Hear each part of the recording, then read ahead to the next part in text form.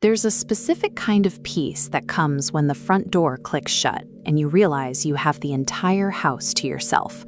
You can strip off the stress of the day, turn up the television, and exist entirely unsupervised. But that exact isolation comes with a hidden cost. The silence that lets you relax also means nobody is around to hear if something goes wrong. The privacy of drawn blinds keeps the watching world out, but it also traps you inside.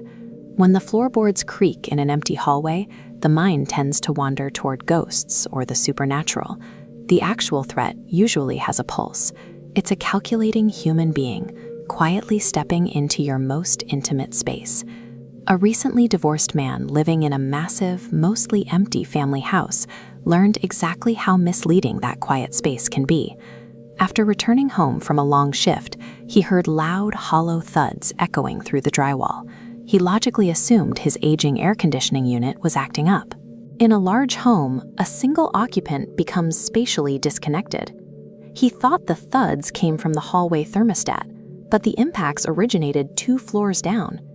The strikes traveled vertically through the studs, vibrating the structure and perfectly mimicking a failing AC compressor. Annoyed, he finally walked down to the unfinished basement to inspect the unit. The AC was completely off. As he turned back towards the stairs, he noticed a pair of eyes peering back at him from the shadows beneath the bottom steps. The homeowner sprinted upstairs, barricaded the basement door with a kitchen chair, and immediately called the police. Instead of hearing footsteps fleeing out a basement window, a rhythmic, violent hammering began echoing from below. Minutes later, officers swarmed the house and apprehended the man. They recovered a heavy crowbar, a large hammer, and a dented wall safe hidden behind debris. The intruder had been relentlessly smashing the concrete to extract a safe the homeowner had completely forgotten existed. The officers escorted the intruder outside, and he was surprisingly well-groomed, wearing regular street clothes. The danger didn't look like a menacing burglar in a ski mask. It looked like any ordinary pedestrian you might pass on the sidewalk, quietly exploiting an architectural blind spot. Sometimes external warning signs are loud and clear, even if we choose to rationalize them away. A 16-year-old was left home alone for the weekend while his parents took an anniversary trip. Late into the night, the neighbor's large dog began barking frantically. The teenager, absorbed in his video games, simply kept his headphones on. A few minutes later, heavy knocks rattled the back door. Instead of investigating, the teenager reasoned that staying silent and out of sight was the safest play. He assumed whoever was out there would conclude the house was empty and wander off. The visitor stayed. Around 2 in the morning, tires crunched on a gravel driveway. Footsteps circled the perimeter, stopping at the back patio. After a few metallic clicks, the lock finally gave way, and the door swung open. The teenager sat paralyzed in his upstairs bedroom. He listened as the intruder calmly moved from room to room, boxing up electronics and valuables. Every scrape on the floorboards and opening of a drawer played out directly beneath him.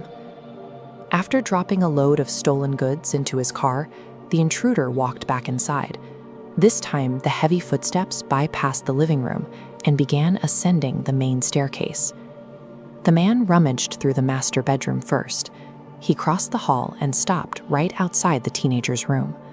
The brass door handle violently rattled. Finding resistance, the footsteps immediately retreated down the stairs. The front door slammed shut. Tires spun out on the gravel, and the intruder was gone by the time the police arrived. The physical loss amounted to a stolen gaming console. The true lingering weight of the event was the sheer proximity. The only thing separating a teenager from a violent confrontation in his own home was a single piece of locked wood. While a burglar breaks in looking for property, a predator hunts a specific target. A remote worker was sitting in his home office when a smiling stranger rang the doorbell in broad daylight, asking specifically for a Mr. Peters. Peters confirmed his identity, but the man dodged questions, claiming he had important information to discuss inside. Peters politely shut the door, and the bell rang again a minute later. By the time Peters reopened it, the porch was empty, and there were no vehicles anywhere on the street. The encounter was unsettling, but the real threat arrived at 10:30 that night. The doorbell chimed again. Looking through the peephole, Peters saw the exact same man, only now he was wearing a black face mask and had a heavy weapon bulging from his pocket. Peters backed away silently, but a floorboard creaked. The man called out, asking for Mr. Peters again. As the homeowners scrambled upstairs to call 911, the intruder leveled a gun at the handle and fired a bullet straight through the deadbolt. The gunshot left Peters' ears ringing so loudly he couldn't hear the intruder step into the foyer. The attacker's timing failed him. The wail of approaching police sirens cut through the neighborhood, forcing the masked man to sprint back out the shattered doorway before he could find his target. The attacker bypassed electronics and valuables entirely. He already knew the victim's name, tracked his location, and returned under the cover of night, heavily armed. He was hunting a specific person. Across all three of these incidents, the physical damage is easily repaired. Stolen electronics get replaced, broken deadbolts get swapped out, holes in the drywall get patched. The psychological residue is permanent. We operate under the assumption that crossing the threshold of our property lines grants us immunity from the chaos outside. These intrusions shatter that assumption, proving that the walls of a house are just wood and plaster. We lock our doors every night as a routine habit to keep the outside world exactly where it belongs. Doing so requires a profound leap of faith, trusting that we haven't already locked someone inside with us. There's